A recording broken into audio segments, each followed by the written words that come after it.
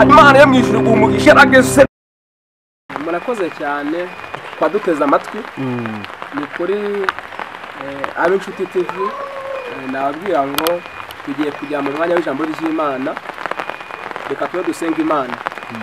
Mana nziza, uri Imana ikomeye, uri Imana ifite imbaraga, umukozi w'umuhanga. Tugushimiye kubw'uyu mwanya w'ijambo tugiye kugeza ku bwoko bwawe. Nyemerera Uwiteka Imana ngiringa ijambo tugiye kubwira abaduteze amatwi n'abatureba. Mana ribafashe kandi rijyahanira abana rye naho ribashyitsa.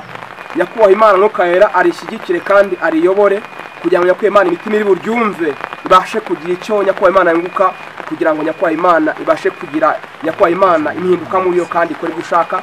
Bisabye nizeye mu izina rya Yesu, amen. Murakoze cyane twari gusenga Imana tugiye mu ijambo ry'Imana.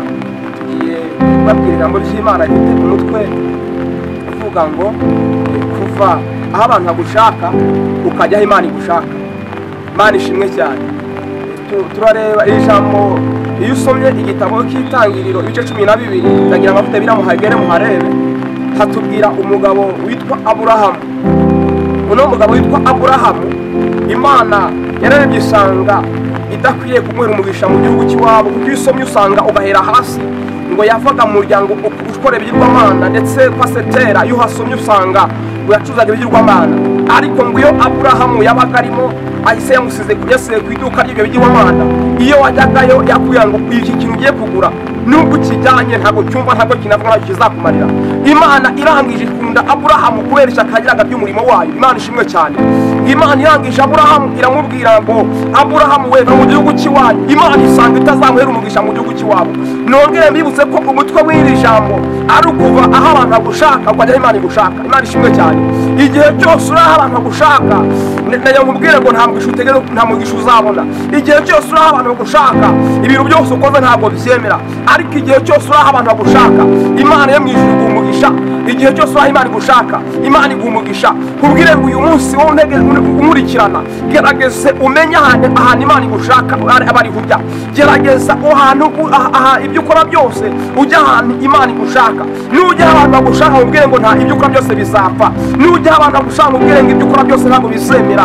Ariko nujya Imana igushaka ibyo ukora byose bizaguhira. Nucuruza uzunguka, ibyo uzakora byose nuhinga uzahinga weze, nuworora uzorora amatungo yahaguke. Ariko nujya abantu gushaka ibyo ukora byose bizapfa. Ntubwire ngo uyu munsi gerageza usenga Imana, ubwira Imana ngo Mana ese niyo uri kunshaka. Uno mugabo twumvisha witwa Aburahamu Imana imaze kumbwira gutya ntabwo yigeze yinangira, ahubwo yaravuze ngo ubwo Imana ivuze reka nyumvire. Mwene data gerageza wumvira Imana. Imana idushimwe cyane. Gerageza wumve icyo Imana ikubwira. Uno mugabo witwa Aburahamu yaragerageje yumvira Imana, arangije agira gute ajya Imana imushaka. Ava mu gihugu cy'iwabo atitaye ku bintu byose yabonaga imbere se akora, atitaye ku mafaranga se afite kwa yugo Imana yacuruzaga, ahubwo aranga Imana ikivuze karacyari cyo muri kizacyo ngenderaho. Imana ishimwe cyane.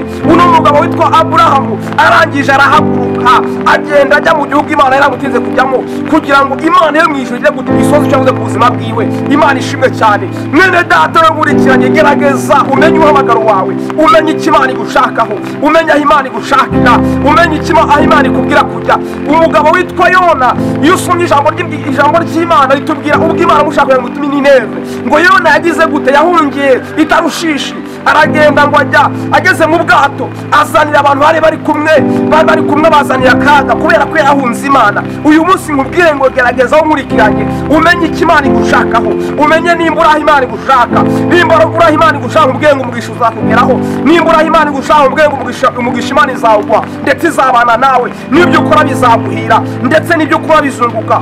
Ariko nimba uri ahantu Imana itagushaka ubwenge uyu munsi bikora byose ntabwo bizemera. Gerageza witandukanye umenye nimba ahantu uri Imana ihagushaka. Nimba utari aho Imana igushaka uyu munsi gerageza uhave ujya ahantu Imana igushaka. Uyu muntu twumvisha witwa Aburahamu Imana yamuhereye umugisha mu gihugu Imana yaramubwiye, kubera ko yari yayumviye akayumva akajya aho Imana imushaka. Uyu munsi ntigize yinangira. Mwene data wikwirangira Imana igushaka. Gerageza uve mu byo urimo udafite umumaro ujya aho Imana igushaka. Gerageza witandukanye, gerageza ugire ibintu reka.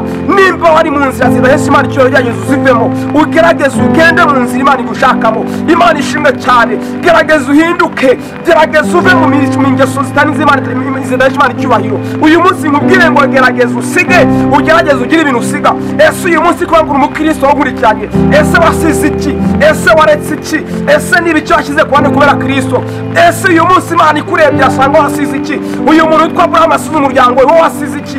Uravuga ngo umukristo wemeye Kristo, nyamara uri inzira zigana irimbukiro, uri mu busambanyi, uri mu ngeso mbi, uri mu kudahesha Imana icyubahiro. Gerageza ugire ibintu usiga kubera Kristo. Abrahamu yasize se na nyina asiga n'umuryango we kubera ko bari mu bakora ibigirwamana. Abrahamu agiye ibintu asiga, wowe wasize iki? Ndakubaza nanjye nibaza uyu munsi, kuko twese turacyari kuri iyi si, twese turacyafite urugendo rugana mu ijuru, ariko gira ibintu usiga Imana iguha umugisha. Gira ahantu va abantu bagushaka ujya Imana igushaka, nibwo Imana izaguha umugisha.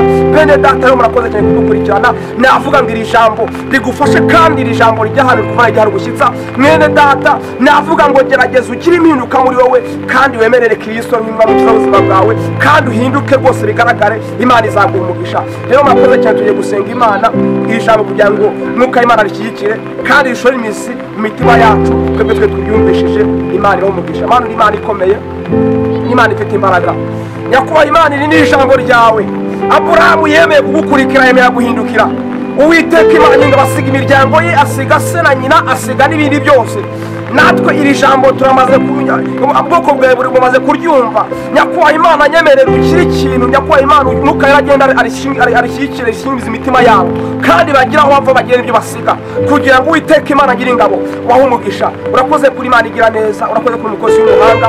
Goreka yuko ushaka Nyakubahwa Imana, kandi ugumye kwitaho ku bwoko bwawe. Nsabye nizeye mu izina rya Yesu, amen. Murakoze cyane mwamudukurikiye rero. Imana yahe umugisha. Dushimye abafatanyabikorwa bacu, mujye kuba Inshuti TV mudukurikirane, BRC TV mumukurikirane, God Official mumukurikirane, ndetse n'abandi bose. Group Ntihakore ndabashuje cyane. Imana yamere umugisha. Abantu tubana umunsi ku wundi, abantu mwese munzi, bantu b'iwacu mwese mukurikirane Inshuti TV, murebe ibiganiro byacu byiza kandi byubahiriza izina ry'Imana, kandi Imana yacu yabwe icyubahiro gishyirwe hejuru. Murakoze cyane.